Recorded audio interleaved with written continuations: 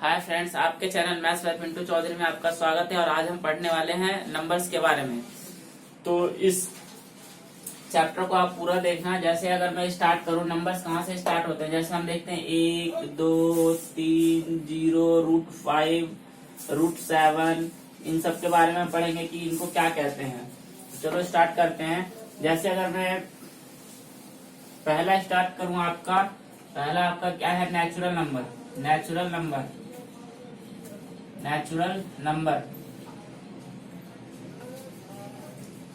मतलब प्राकृतिक संख्याएं।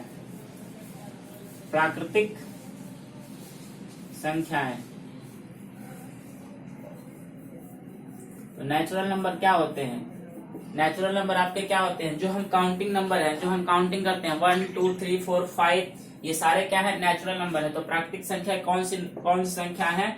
ऑल काउंटिंग नंबर सारा क्या है, नेचुरल नंबर है। तो अगर मैं स्टार्ट इसको करूं तो कहां से स्टार्ट हो जाए? जैसे आपका 1 2 3 4 5 6 अप टू कहां तक जाना है? ये इन्फिनिटी तक, मतलब इसका कोई अंत नहीं है। आप पढ़ते चले जाइए जब तक आपको पढ़ना है, इसका कोई अंत नहीं है। तो नेचुरल नंबर क्या होगा? 1 2 3 4 5 6 अप टू इन्फिनिटी तक, ये सारी क्या है, नेचुरल नंबर है। नेचुरल नंबर के बाद क्या आता है आपका? Whole number HWHOLE, whole number NUMBER। Whole number क्या है आपका? पूर्ण संख्या है।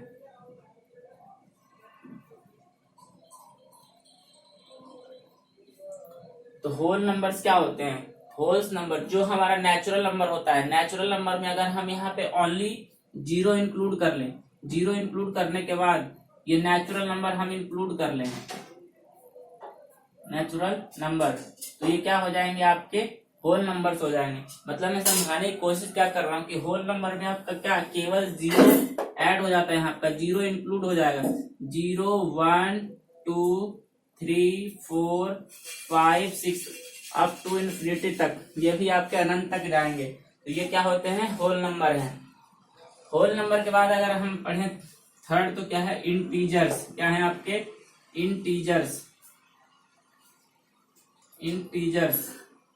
इंटीजर्स मतलब पूर्णांक संख्याएं।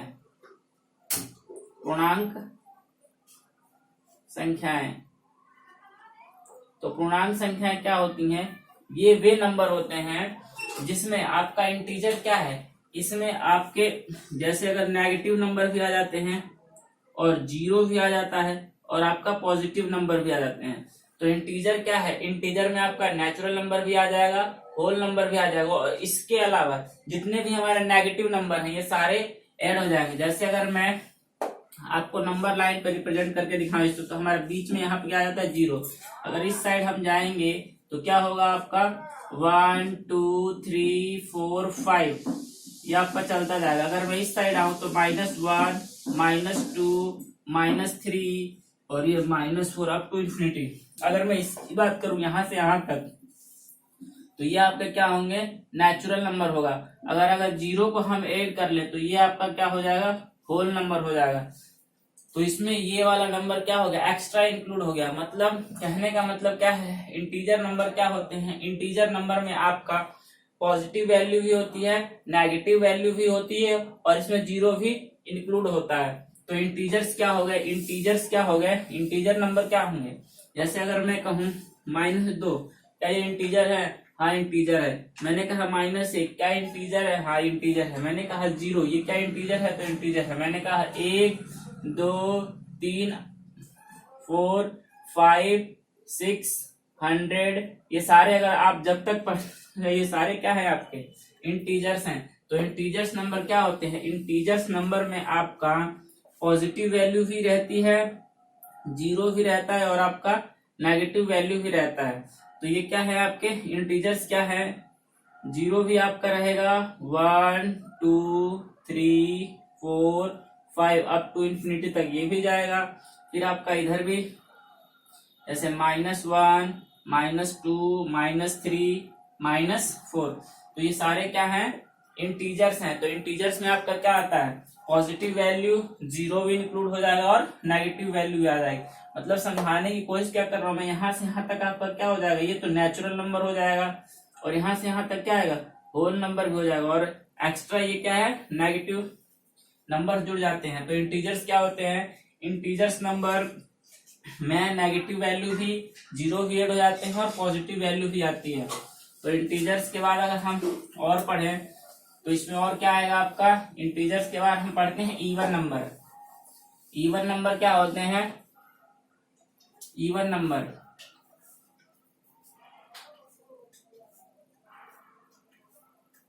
इवन नंबर मतलब सम संख्याएं।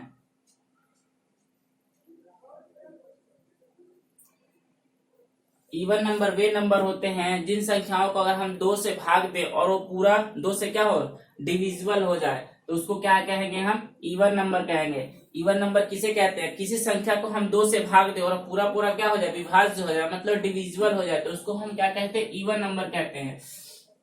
जैसे इवन नंबर की बात करूं तो मैं इवन नंबर क्या होगा, 2, 4, 6, 8, 10, 12 अप टू इन्फिनिटी तक ये भी जाएगा।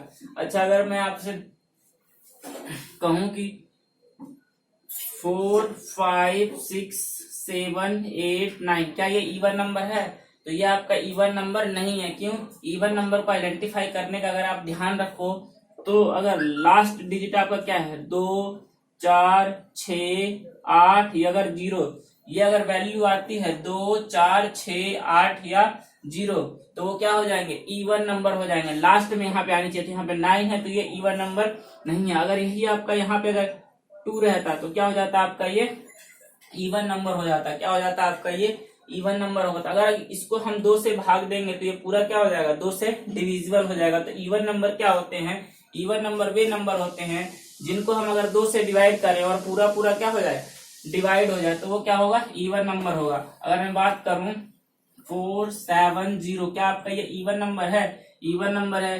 क्यों, लास्ट में क्या है आपका, 0 है। अगर मैं कहूं 4, 7, 3, क्या ये आपका इवन नंबर है, तो ये इवन नंबर नहीं है। जैसे मैंने बोला 4, 2, 0, 8, क्या आपका ये इवन नंबर है, तो ये इवन नंबर है। हमेशा इवन नंबर अगर कोई वैल्यू अगर इवन नंबर होगी तो उसका लास्ट डिजिट क्या होगा, इनमें से ही आएगा। तो इवन नंबर को हम सिंपली 2, 4, 6, 8, 10, 12 अप टू इन्फिनिटी तक ये भी नंबर होते हैं। तो इवन नंबर के बाद हम चलते हैं ओड नंबर। ओड नंबर क्या होते हैं, odd number, odd number, odd number विषम संख्याएं, विषम संख्याएं।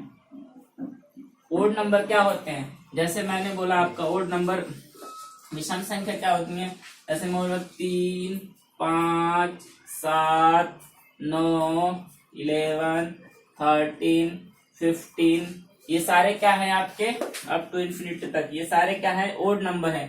ये वे नंबर होते हैं अगर हम इनको 2 से भाग दें तो ये पूरा पूरा क्या होंगे आपके, डिवाइड नहीं होंगे, मतलब रिमाइंडर, मतलब शेष पर कुछ ना कुछ बचेगा ही। या ये वो नंबर है जिनके लास्ट में ना 0 रहेगा, न 2 आए, न 4 आए, न 6 आए, न 8 आए।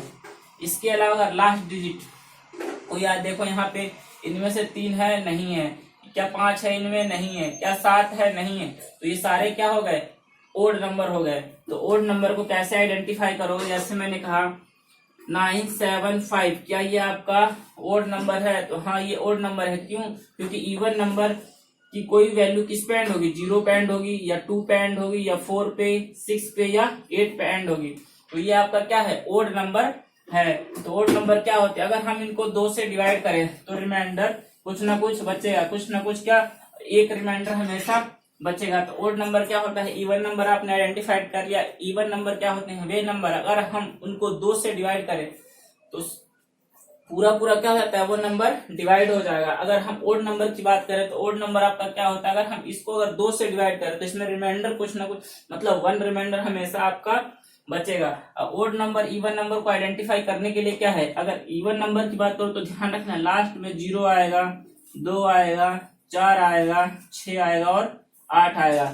अगर कोई संख्या इवन नंबर है तो ये वाली वैल्यू आएगी लास्ट डिजिट में, तो ये आपने ध्यान रखना है। अब ओड नंबर के बाद हम पढ़ते हैं prime number. Prime number, prime number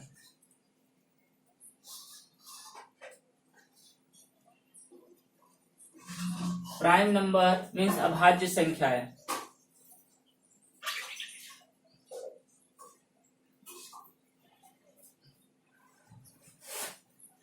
अभाज्य संख्याएं, अभाज्य संख्याएं क्या होती हैं? अच्छा, इसको समझने से पहले मैं आपको गुणनखंड बताना चाहता हूँ। गुणनखंड क्या होता है? जैसे मैंने बोला 4, आप 4 का गुणनखंड कीजिए। मतलब गुणनखंड मतलब गुणनखंड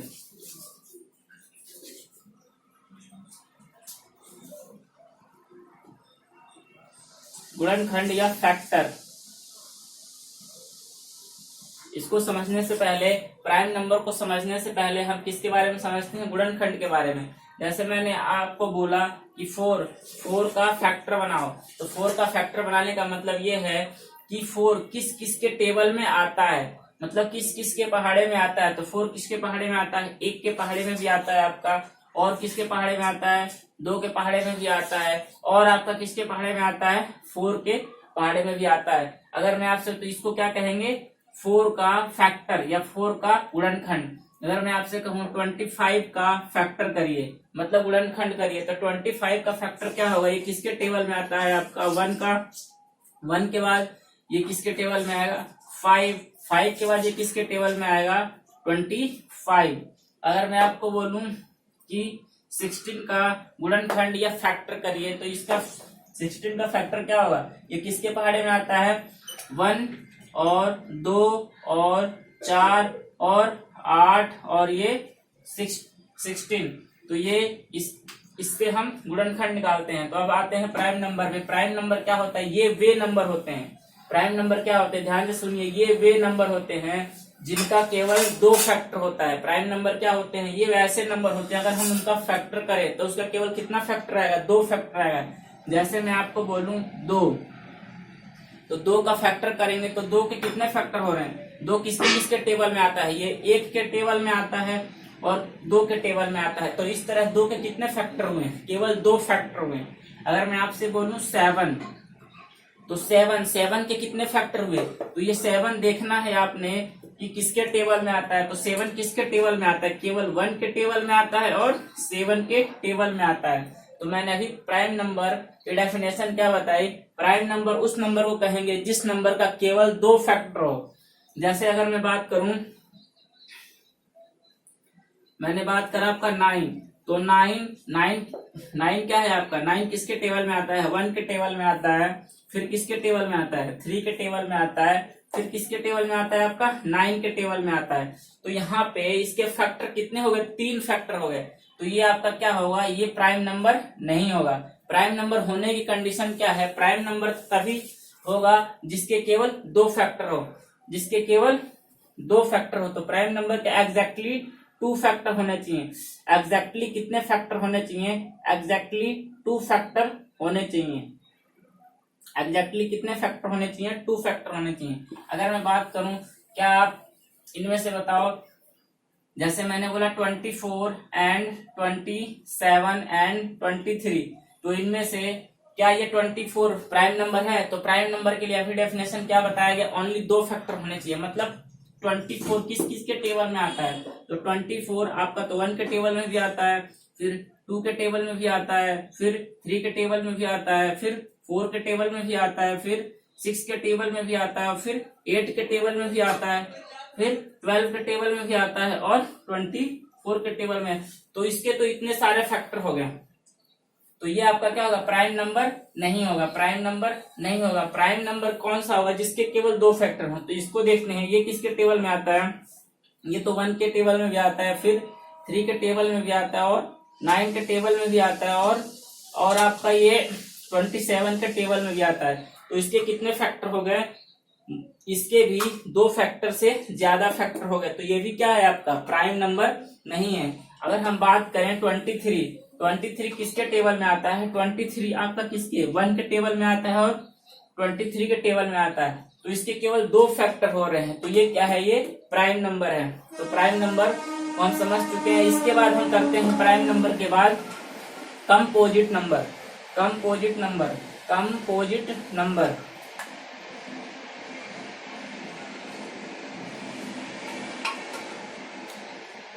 कंपोजिट नंबर मतलब भाज्य संख्याएं।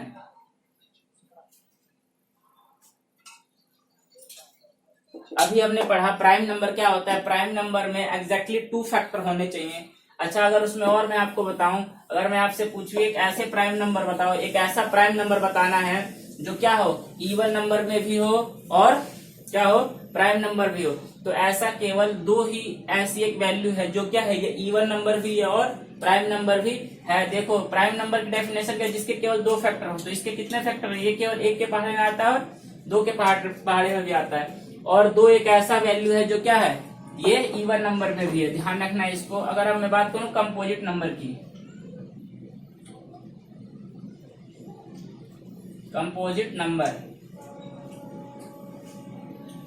मतलब भाज्य संख्याएं।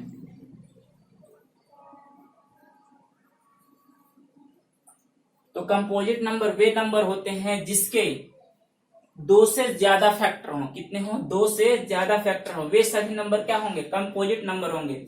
जिसके 2 से ज्यादा फैक्टर हो वो सभी क्या होंगे, कंपोजिट नंबर होंगे। जैसे मैंने आपसे बोला 4 के क्या 2 से ज्यादा फैक्टर हैं। तो चलो देखते हैं, ये 4 किसके टेबल में आता है, आपका 1 के टेबल में आता है, ठीक है, और 2 के टेबल में भी आता है, ठीक है, और इसके टेबल में आता है, 4 के टेबल में भी आता है। तो यहाँ पे कितने फैक्टर हो गए आपके, 3 फैक्टर हो गए। तो ये क्या है, ये कंपोजिट नंबर है। क्यों कंपोजिट नंबर है भाई, कंपोजिट नंबर की डेफिनेशन ही क्या होती है, मोर देन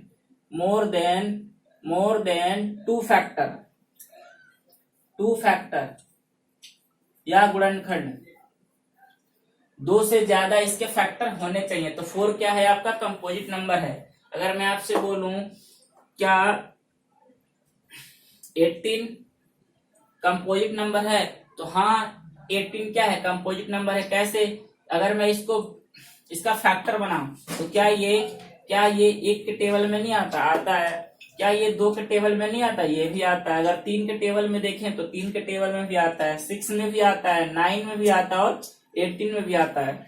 तो इसके क्या 2 से ज्यादा फैक्टर नहीं होगा। जब भी 2 से ज्यादा फैक्टर होगा तो उसको क्या कहेंगे, हम कंपोजिट नंबर कहेंगे। क्या कहेंगे, कंपोजिट नंबर कहेंगे। कंपोजिट नंबर के बाद अगर हम बात करें तो को प्राइम नंबर क्या होता है आपका, को प्राइम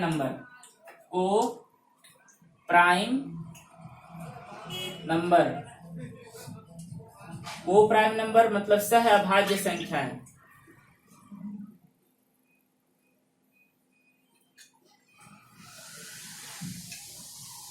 सह अभाज्य संख्या है। को प्राइम नंबर में हमें ध्यान रखना है, को प्राइम नंबर में हमेशा हम 2 नंबर लेंगे। हमेशा कितने नंबर लेंगे, 2 नंबर लेंगे। और वो 2 नंबर ऐसे हों जिनका HCF निकाले, मतलब महत्तम समापवर्तक निकाले, तो क्या आना चाहिए, 1 आना चाहिए। या और मैं दूसरे लैंग्वेज में कहूं तो जैसे अगर मैं एग्जांपल दूं आपको, जैसे मैंने लिखा 5, तो अगर हम 5 का फैक्टर करते हैं तो 5 का फैक्टर किसके टेबल में आता है, 1, और किसके टेबल में, 5 के टेबल में। सिमिलर अगर इसी तरह अगर मैं 4 लूं तो 4 किसके टेबल में आता है, 1 के टेबल में आता है, 2 के टेबल में आता है और 4 के टेबल में आता है। अगर मैं इसका कॉमन फैक्टर तो इसको देखने से क्या मालूम चल रहा है, कॉमन फैक्टर क्या है, 1 है। कॉमन फैक्टर क्या है, 1 है। तो यही होता है को प्राइम नंबर। को प्राइम नंबर वे नंबर होते हैं, अगर मैं 2 नंबर लूं और उनका कॉमन फैक्टर क्या है, 1 है, तो वो क्या होगा, आपका को प्राइम नंबर होगा। क्या होगा, आपका को प्राइम नंबर होगा। जैसे अगर मैं बात करूं, अगर मैंने लिया 25 और फिर मैंने लिया 26, तो पहले मैंने करना क्या है, 25 देखना है किसके टेबल में आता है, 1 के टेबल में आता है आपका, फिर किसके टेबल में आता है, 5 के टेबल में आता है, और फिर आपका 25 के टेबल में आता है। तो 26 देखना है, 1 के टेबल में आता है, फिर 2 के टेबल में आता है, फिर 13 के टेबल में आता है, फिर 26 के टेबल में आता है। तो ये 2 नंबर ऐसे नंबर हैं जिनका कॉमन फैक्टर मतलब सार्वगुणन खंड क्या है, इसमें कॉमन फैक्टर मतलब देखो, एक यहाँ पे भी है और एक यहाँ पे भी है। तो कॉमन फैक्टर हमेशा क्या आना चाहिए, 1 ही आना चाहिए। उसे क्या कहेंगे, हम को प्राइम नंबर कहेंगे। को प्राइम नंबर में क्या लेना, हमेशा 2 नंबर रहेंगे तभी को प्राइम नंबर बनेगा। एक वैल्यू से हम आइडेंटिफाई नहीं करेंगे। तो को प्राइम नंबर में क्या होगा, जिसका कॉमन फैक्टर हमेशा क्या होना चाहिए, एक ही रहना चाहिए, तो वो क्या हो जाएगा, को प्राइम नंबर। जैसे अगर और मैं बात करूं, जैसे मैंने आपके लिए 4 और फिर मैंने आपके लिए 2, अगर 4 का फैक्टर करूं तो ये क्या है 1, फिर क्या है ये 2, फिर ये क्या है 4। अगर मैं 2 को लूं तो ये 1 और ये क्या है ये 2। तो देखने से पता चल रहा है आपको कि यहाँ पे एक भी है कॉमन और ये आपका 2 भी है कॉमन। तो इस तरह से ये क्या होगा, आपका को प्राइम नंबर नहीं होगा। तो को प्राइम नंबर आप समझ गए होगे। अब इसके बाद में चलता हूं, को प्राइम नंबर के बाद perfect square number, perfect square number, perfect square number. Perfect square number क्या होते हैं, जैसे परफेक्ट स्क्वायर नंबर, तो एक क्या है यहाँ पे, एक परफेक्ट स्क्वायर नंबर है। जैसे मैं बोलूं 4 भी क्या है आपका परफेक्ट स्क्वायर है। मैंने बोला फिर 16 भी क्या है आपका परफेक्ट स्क्वायर है। 25 तो ये भी क्या है आपका perfect square, up to infinity तक चलता जाएगा। अगर मैं 1 का स्क्वायर करूं तो ये 1 ही आना है। जैसे 4 है तो ये किसका स्क्वायर है, 2 का है, मतलब 4 क्या है, एक परफेक्ट स्क्वायर है। जैसे 16 है तो अगर मैं 4 का स्क्वायर करूं तो क्या 16 आएगा, 5 है तो क्या आएगा 25 आएगा। तो ये क्या होते हैं, ये परफेक्ट स्क्वायर नंबर होते हैं। क्या होते हैं, परफेक्ट स्क्वायर नंबर, मतलब संपूर्ण वर्ग संख्या, संपूर्ण वर्ग संख्या, संपूर्ण वर्ग संख्या। या इसी में अगर मैं बात करूं perfect cube number, perfect cube number, perfect cube number, perfect cube number क्या होते हैं, मतलब संपूर्ण घन संख्या है।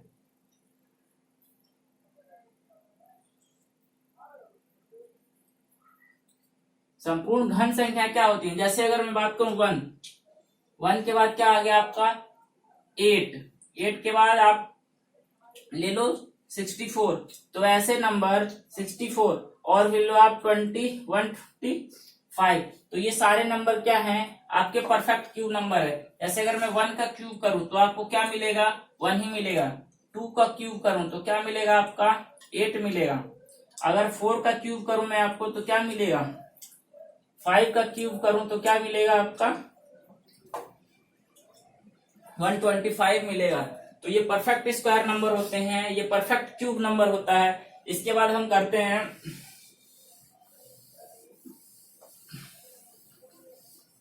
Perfect number. परफेक्ट नंबर को जैसे मैं समझाने की कोशिश क्या कर रहा हूं, परफेक्ट नंबर को समझना कैसे है। जैसे मैंने कोई नंबर लिया 6, क्या लिया आपका 6, और फिर मैं इसका फैक्टर करूंगा। आपका फैक्टर करने पे क्या आएगा 1 2 3 एंड 6। अब फिर मैं इसको क्या करूं, ऐड करूं। अगर ऐड करना है तो 1 और 2 कितना आएगा 3, और 3 और 3 कितना आएगा 6, और 6 और 6 कितना आ गया ये 12। तो इसको ऐड करने पे क्या आया 12 आया। क्या आया 12। मतलब समझाने की कोशिश क्या कर रहा हूं मैं, जो मैंने नंबर लिया है उस नंबर का अगर मैं डबल करूं तो क्या आ जाना चाहिए 12, ऐड करने पे भी आ जाना चाहिए। जैसे अगर मैं और आपका कोई नंबर लूं, जैसे क्या है ये 1 हो गया और ये क्या है 5 आ गया, तो इसको अगर मैं ऐड करते हैं, अगर हम ऐड करते हैं 1 और 5 को ऐड करते हैं तो क्या आ जाता है 6। लेकिन इसका डबल क्या होता है आपका 10, इसका डबल क्या है 10। तो ये तो आया नहीं, ऐड करने पे यहाँ पे आना चाहिए था 10, तो ये परफेक्ट नंबर नहीं है। जैसे और कोई नंबर लू मैं, जैसे मैंने लिया 4 का फैक्टर क्या होता है, 4 का फैक्टर करेंगे, 4 का फैक्टर क्या होगा 1 एंड 2 और 4। तो इसका डबल क्या होगा 8, इसका डबल क्या होगा 8। अगर मैं इसको ऐड करूं तो क्या आना चाहिए 8। अगर 8 आ जाएगा तो ये भी क्या होगा एक परफेक्ट नंबर होगा। तो ऐड करो 1 और 2 कितना हुआ आपका 3 और 4 कितना हुआ 7। बट कितना आ रहा है हमारा 8 आना चाहिए था, लेकिन ऐड करने पे कितना आ रहा है 7 आ रहा है। तो ये एक परफेक्ट नंबर नहीं है। जैसे और मैं लू आपका, जैसे मैंने 12 लिया, 12 का क्या करेंगे पहले फैक्टर करेंगे, और जो फैक्टर करने के बाद आया उसको हम क्या करेंगे ऐड करेंगे, और ऐड करने के बाद आंसर कितना आना चाहिए इसका डबल। तो इसका डबल कितना होता है 24। अगर 24 आ जाता है ऐड करने के बाद तो ये क्या होगा परफेक्ट नंबर होगा। तो हम चलो करते हैं, इसका फैक्टर क्या आएगा 1, फिर 2, फिर 3, फिर किसके टेबल में आ रहा है आपका 4, 4 के बाद किस में आ रहा है 6, 6 के बाद किस में आ रहा है आपका ये आपका आ रहा है 12,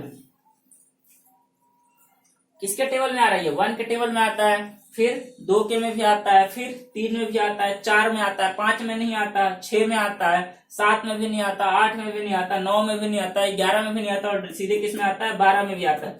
अगर मैं अब फिर इस संख्या को जोड़ूं तो कितना आना चाहिए इसका डबल, अगर डबल आ गया ऐड करने पे तो क्या होगा ये परफेक्ट नंबर होगा। चलो ऐड करते हैं, यहां से अगर ऐड करें तो ये क्या आएगा 1 और 2 3, 3 और 3 कितना आ गया आपका 6, 6 और 4 कितना आ गया 10, 10 और 6 कितना आ गया 16, 16 और 12 कितना आ गया आपका 28, हमें आना कितना चाहिए था 24। तो ये एक परफेक्ट नंबर नहीं है, परफेक्ट नंबर क्या है आपका नहीं है। और अगर एग्जांपल में जैसे मान लिया 28, तो 28 का फैक्टर करते हैं, 28 का मतलब इसका डबल आना चाहिए 56, कितना आना चाहिए 56। अगर मैं इसका फैक्टर लूं और उनको ऐड करूं तो कितना आना चाहिए आपका 56। तो इसका फैक्टर देखो ये किसके टेबल में आता है 1 के टेबल में आता है, फिर 2 के टेबल में भी आता है, फिर आपका 4 के टेबल में आता है ये, फिर 7 के टेबल में भी आता है और आपका किस में आता है ये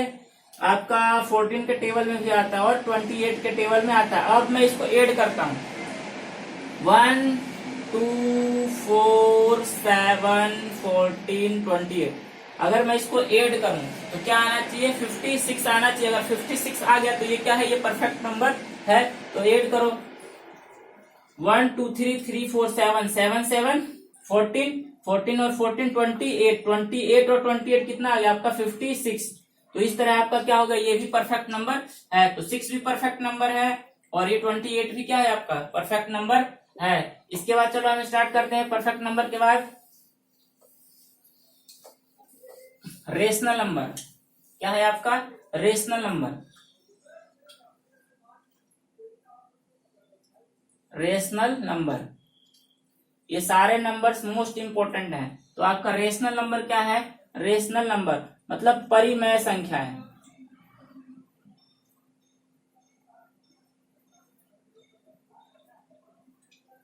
परिमेय संख्याएं क्या होती हैं, परिमेय संख्याएं वे संख्या होती है जिनको हम p बाई क्यू के रूप में लिख सकते हैं। ये वे नंबर होते हैं जिनको हम किस फॉर्म में लिख सकते हैं, जिनको हम p बाई क्यू के फॉर्म में लिख सकते हैं। अगर मैं आपको ऐसे कहूं p और q हमारा कोई सा भी इंटीजर्स हो सकता है, लेकिन ध्यान रखना है q हमारा 0 नहीं होना चाहिए। मैं क्या कह रहा हूं आपको, जैसे मैंने कहा रेशनल नंबर क्या होते हैं, इनको हम p बाई क्यू के फॉर्म में लिख सकते हैं। जैसे मैंने लिखा आपका 7/3, जैसे मैंने लिखा -4/7/4।